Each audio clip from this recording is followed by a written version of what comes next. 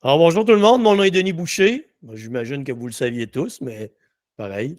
Alors, aujourd'hui, la question qui vous intéressait, puisque vous êtes là, un métabolisme lent, ça existe vraiment? Avant de répondre à cette question, si un métabolisme lent, ça existe vraiment, je vous donne la définition scientifique de base du métabolisme, qui comporte un grand mensonge caché. Je vous le dévoile par la suite. Le métabolisme, c'est la quantité d'énergie que votre corps dépense au repos, métabolisme de base, bien sûr, la quantité d'énergie que votre corps dépense au repos afin que toutes vos cellules accomplissent leur travail. Ça, c'est la peau, le foie, le cœur, les reins, l'ossature, la musculature, le cerveau, la vésicule biliaire, j'en oublie peut-être, les glandes surrénales, je pourrais passer tous les organes du corps. Tout ce qu'il y a dans votre corps et dans le mien d'ailleurs a besoin d'énergie pour fonctionner. Et l'énergie provient, c'est l'énergie chimique, provient des protéines, lipides, glucides qu'on consomme. Tout simplement.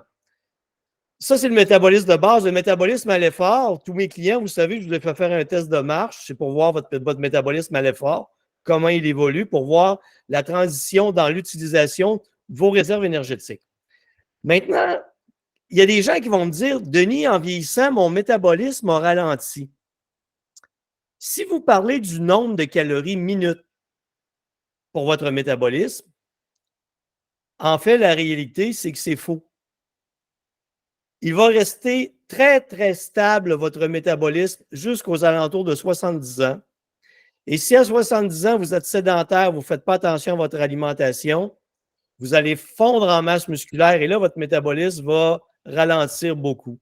Mais à partir de l'adolescence jusqu'à 70 ans, votre métabolisme ne ralentit pas au sens du nombre de calories que vous allez dépenser au repos. Mais vous allez dire, oui, mais Denis, avec l'âge, mon métabolisme a changé parce que j'engraisse plus facilement qu'avant. Ça, vous avez raison. C'est que votre métabolisme ne devient pas plus lent. La chose qui est vraie dans la définition du métabolisme que je vous ai donnée, qui est la quantité d'énergie que votre corps a besoin afin que toutes vos cellules accomplissent leur travail, c'est qu'on ne parle que d'énergie. C'est la pointe de l'iceberg.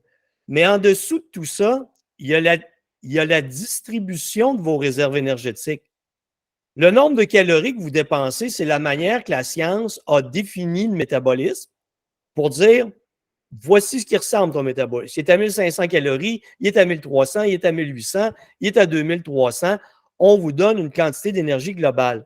Mais en dessous de cette pointe de l'iceberg, ce qui est fascinant, c'est toute l'organisation de la distribution des réserves énergétiques. Comment votre corps va métaboliser les graisses ou les lipides ou le gras, c'est la même chose, va métaboliser les glucides et les protéines.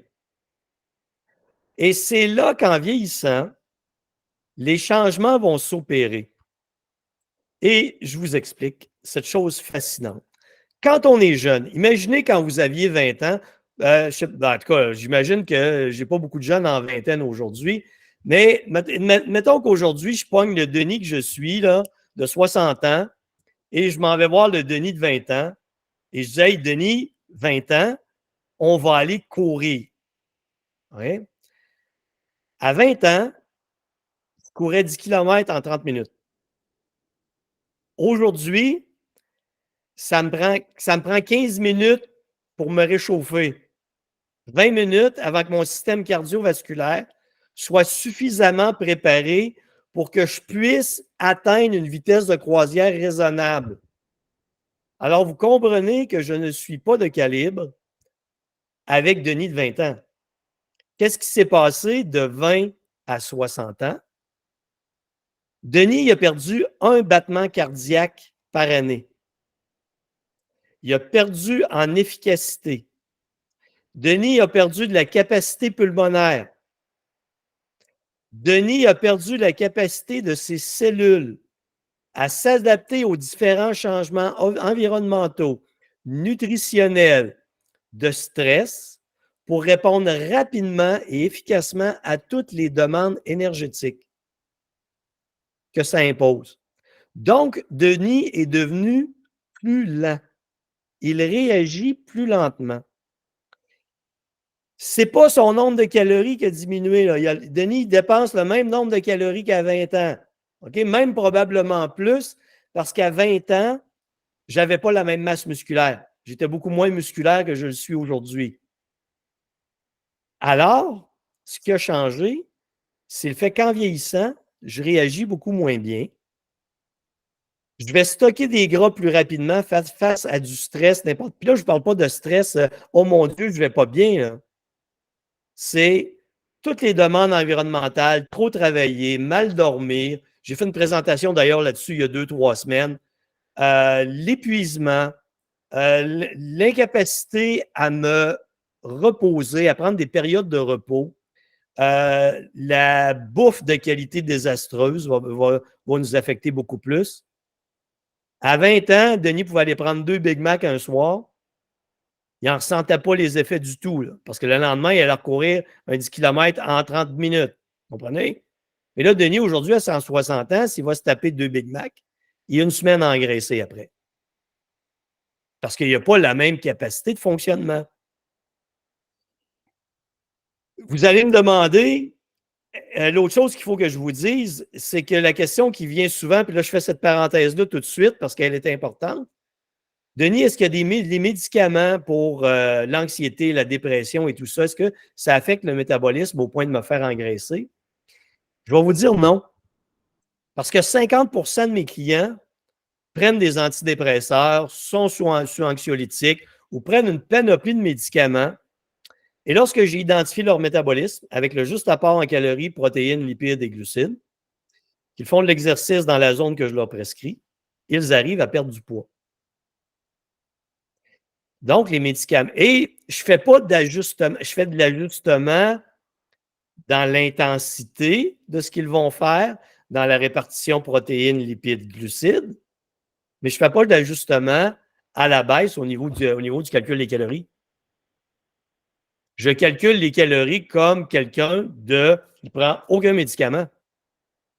Et alors donc, si mes gens qui prennent une panoplie de médicaments épouvantables réussissent à maigrir quand ils suivent les recommandations, ce n'est pas les médicaments qui font engraisser. Les médicaments vont peut-être modifier, anxiolytiques, antidépresseurs, modifier votre perception de la nourriture, votre appétit, parce que ça va venir modifier les hormones de satiété. Ça va peut-être vous donner un « Ah, j'en ai rien à foutre, je vais manger 5000 feuilles ce soir, puis je boirai une bouteille de vin demain. » On n'a plus le réflexe de se contrôler parce que ça nous a placés dans un autre mode de pensée. C'est davantage ça qui vient affecter. Est-ce que la ménopause vient modifier le métabolisme, ralentir le métabolisme? Encore une fois, pas à la baisse. Comprendrez que ma clientèle, c'est 40 ans et plus. 40 à 65 ans. Okay? Moyenne, probablement ça aux alentours de 45 ans. J'ai donc un grand pourcentage de mes clientes qui sont en ménopause. Et encore une fois, je ne fais jamais un calcul à la baisse de leur métabolisme. Je calcule le métabolisme en fonction des paramètres normaux que je prends à la base. Ce qui va changer ensuite chez les femmes en ménopause, c'est le fait qu'il y a des variations et du métabolisme. Je vous donne un exemple. Imaginez que j'ai évalué votre métabolisme à 1400 calories. Demain, il pourra être à 1300 calories. Après-demain, il pourra être à 1460 calories. Parce qu'il y a des variations en fonction des hormones qui vont jouer. Alors, moi, ce que je fais, c'est que j'établis une zone centrale où je demande à mes clientes de bien se stabiliser dans cette zone au niveau de l'apport en calories, protéines, lipides, glucides, et elles arrivent à maigrir. Et si elles arrivent à maigrir en ménopause, ce n'est pas que le métabolisme a ralenti en termes du nombre de calories.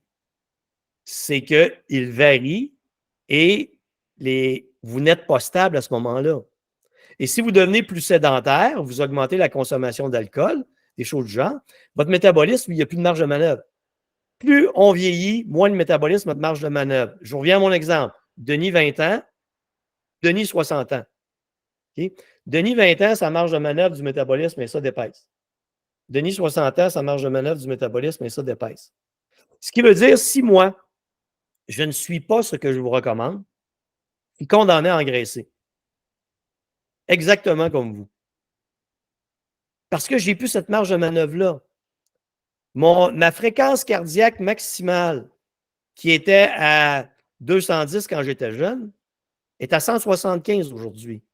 Comprenez, je ne peux pas atteindre cette dépense énergétique-là à de haute intensité. Il faut que je tamponne mon énergie. Il faut que je comprenne que ça me prend 15 à 20 minutes parce que je suis un gars qui a un départ lent sur le cardio pour activer mon système cardiovasculaire. Quand j'avais 20 ans, c'était instantané. Je me réchauffais 10 minutes, je partais, je courais mon 10 km en 30 minutes. Aujourd'hui, je ne sais même pas si je le fais en 1 heure. Compter l'échauffement. Comprenez? Donc, il y a tous ces changements et ce sont ces changements, pas sur la pointe de l'iceberg, sur le nombre de calories que vous dépensez qui changent. Lui, il reste stable. Puis je vous le dis, là, je ne sais pas, ça fait 20 000 tests de métabolisme que je fais dans ma vie. Mon calcul est toujours le même. Et les résultats sont là quand les gens suivent les recommandations. Alors, un métabolisme lent, est-ce que ça existe vraiment? Non. Ah oui, faux, Denis. Oui, si votre métabolisme de base est 1500 calories et que vous mangez 1000 calories par jour, votre métabolisme de base va ralentir jusqu'à 1000 calories par jour. Parce que je vous donne la définition de base, encore une fois, du métabolisme. C'est la quantité d'énergie que votre corps dépense au repos afin que toutes vos cellules accomplissent leur travail. Ce qui fait que si votre métabolisme a besoin de 1500 calories et que vous lui donnez 1000 calories, il va ralentir vers le 1000 calories. Parce qu'il n'y a pas l'énergie pour produire 1500 calories. Vous lui donnez 1000 calories. Alors, il va y avoir un sacrifice qui va se faire à quelque part. Vous allez perdre la concentration, l'humeur va être désastreuse, vous allez être épuisé tout le temps, vous ne fonctionnerez pas bien, votre sommeil va être désastreux parce que puisque vous n'avez pas assez de calories, vous n'avez donc pas assez de protéines. N'ayant pas assez de protéines, vous n'avez pas assez d'acides aminés pour produire les neurotransmetteurs qui amènent l'équilibre chimique dans votre cerveau. Comprenez-vous que tout est lié, là? Tout est lié à votre alimentation. Et c'est pour ça que je dis qu'il faut manger pour maigrir. Et que dans mon programme Maigrir intelligemment, il y a 3 règles. Aucune privation de nourriture, aucun épuisement à l'entraînement, puis aucune poudre de perlimpinpin. Ça se règle là. Notre corps, ce qu'il a besoin, et alors ce qu'on doit comprendre, ce qui est épouvantable en vieillissant, c'est qu'on a moins de marge de manœuvre. Et là, qu'on se compare à avant. Quand j'ai quelqu'un qui m'appelle, oui, mais Denis, quand j'avais 30 ans, je perdais 2 kilos en claquant des doigts. Ouais, mais tu avais 30 ans. Aujourd'hui, tu en as 45. Ta réaction dans la gestion de tes réserves énergétiques n'est plus la même. Le seul temps que votre métabolisme est lent, c'est quand vous le brutalisez, quand vous le privez de nourriture, quand vous vous épuisez à l'entraînement, parce que plus vous épuisez vos réserves énergétiques, plus votre métabolisme pour se protéger ralentit, plus il stocke du gras. C'est une règle inéluctable et simple de la physiologie que je répète depuis des années, mais plein de gens ne la comprennent pas encore. Plein de gens s'acharnent à se priver de nourriture et à s'épuiser à l'entraînement. Et j'ai des clients qui sont ici actuellement, qui mangent beaucoup plus qu'avant et qui sont en train de maigrir. Et ça, c'est comprendre cette base-là du métabolisme. Je nous ramène dans la zone avec la petite marge de manœuvre que nous avons. Je vous donne un autre exemple. Si votre métabolisme est de 1400 calories, il y a une marge alentour de ça. Là. Vous comprenez, si vous mangez 2000 calories, vous n'avez pas la machinerie pour gérer 2000 calories. Vous avez la machinerie pour gérer 1400 calories. Là, j'enlève l'exercice à ça. Là. C'est ça que vous devez comprendre. Et là, oui, mais c'est injuste, Denis. Telle personne mange beaucoup et elle n'engraisse pas. Non, non, ça, c'est parce que tu n'as rien mesuré, tu n'as rien calculé et tu ne le sais pas. Tu te compares à quelqu'un d'autre quand tu ne devrais pas le faire. Et plus vous êtes dans le vague sur la notion, qu'est-ce que mon corps a besoin en termes de calories, protéines, lipides? Plus, attendez, je vais fermer le micro. Alain, peux-tu fermer ton micro, s'il vous plaît? Alain Veilleux, micro fermé, je peux-tu le retrouver? Bougez pas, coupez le micro. Plus vous essayez de maigrir par hasard, c'est-à-dire je vais essayer telle diète, puis telle diète et telle diète et telle diète, ça peut arriver que vous tombiez sur une bonne puis que vous maigrissiez. Et la réalité, c'est que vous n'avez aucune idée pourquoi vous maigrissez. Mais quand vous connaissez votre métabolisme, ce qui se passe, c'est qu'au moment où vous l'acceptez,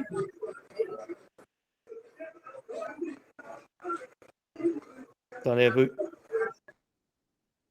au moment où vous l'acceptez, votre métabolisme, c'est pas que j'ai exclu la personne qui a le micro s'ouvert, au moment où vous l'acceptez, votre métabolisme, que vous acceptez qu'il y a une petite marge de manœuvre, qui est dans une zone, exemple, qui est à, encore une fois, 1400, 1500 calories, qui ne vous permet pas 2500 calories par jour. Si vous acceptez ça, vous comprenez ça, vous allez pouvoir maigrir. Mais si vous vous acharnez, écoutez, je relance ça, là, mais le Nord-Américain moyen consomme 3500 calories par jour. 95% des gens sur la planète ont un métabolisme de base inférieur à 2000 calories. 95% des gens ont un métabolisme de base inférieur à 2000 calories et la moyenne de consommation de calories, c'est 3500 calories. Et les gens ne comprennent pas pourquoi je ne maigris pas. Oui, mais Denis, moi, j'aime ça la fin de semaine, boire du vin. Oui, mais si tu es à 2 bouteilles de vin, tu as un métabolisme de base de 1400 calories. La conséquence, c'est que tu vas engraisser. Vous ne pouvez pas lutter contre votre métabolisme. Le seul moyen, c'est de le comprendre. C'est sûr que ça vous donne une excuse de dire ah oui, il est lent mon métabolisme, c'est pas de ma faute. Non, c'est pas vrai. Quelqu'un qui gère son alimentation en fonction de son métabolisme maigrit. Quelqu'un qui gère son alimentation en fonction de son métabolisme et ne maigrit pas, c'est qu'il y a un style de vie qui brutalise son métabolisme. Trop de travail, pas assez de sommeil, trop de stress, mauvaise qualité alimentaire. Ça se résume à ça? Et il n'y a pas d'autre alternative. Et c'est pour ça que je dis maigrir, c'est la chose la plus difficile au monde, parce qu'il faut accepter une chose qui est la limite de notre propre métabolisme. Mais il faut le comprendre. Et encore une fois, je termine là-dessus. Ce n'est pas la pointe de l'iceberg qui est importante. Parce que de 20 à 70 ans, il va rester relativement stable, votre métabolisme, en termes de calories que vous allez dépenser. C'est qu'en dessous, en vieillissant, sa capacité de gérer, de répartir les réserves énergétiques, sa marge de manœuvre diminue. Et c'est là qu'il faut commencer à mieux se traiter. C'est pas grave à 20 ans si tu as été 2 jours à ne pas dormir parce que tu es allé veiller. À 40 ans, 50 ans, 60 ans, c'est une autre histoire. Notre métabolisme ne récupère pas les réserves énergétiques de la même manière. C'est le vieillissement normal. Donc, un métabolisme ne ralentit pas, sauf si on le met à la diète et qu'on le brutalise. Et la chose qui ralentit, par contre, c'est sa marge de manœuvre. La chose qui diminue, c'est sa marge de manœuvre. Et votre seul moyen, c'est mon humble avis, vous en faites ce que vous voulez, à partir de 40 ans, si vous voulez maigrir, vous devez comprendre comment fonctionne votre métabolisme au repos et à l'effort. Ce soir, je ne parle pas du métabolisme à l'effort, ça va être une autre présentation. OK? Et vous devez lui donner le juste apport en calories, protéines, lipides, glucides qu'il a besoin. Sans ça, vous n'arriverez jamais à rien. Voilà. S'il y a des questions, c'est le temps. Oh, petite chose avant les questions.